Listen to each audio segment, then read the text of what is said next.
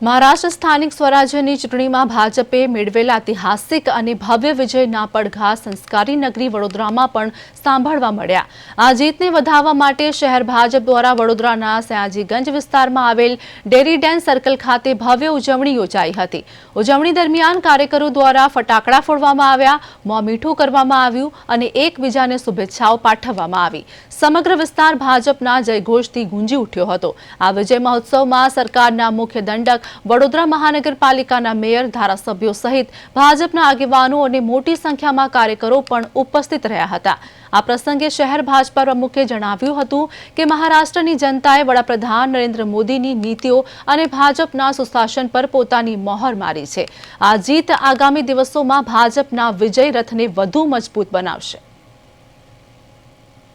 આજે મહારાષ્ટ્રની સ્થાનિક સ્વરાજની ચૂંટણીનું જે પરિણામ આવ્યા એમાં જે પ્રકારની અપેક્ષા હતી એ પ્રમાણે પ્રજાએ ખૂબ મોટો વિશ્વાસ જનતાએ ભારતીય જનતા પાર્ટી પર મૂક્યો છે।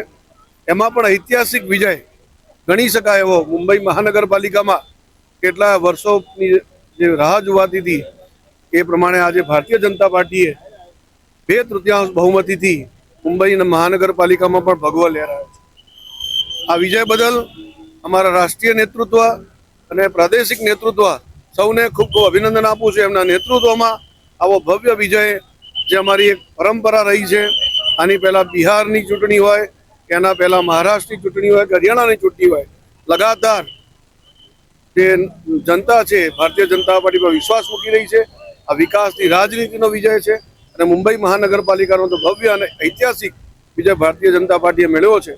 આજે આ કાર્યક્રમમાં અહીંયા વિજયોત્સવમાં કાર્યક્રમમાં માનનીય હિતેન્દ્રસિંહ ચૌહાણ પ્રદેશના મહામંત્રી શ્રી ઉપસ્થિત હતા। હું પ્રદેશના નેતૃત્વનો પણ ખૂબ ખૂબ અભિનંદન અને શુભકામનાઓ પાઠવું છું।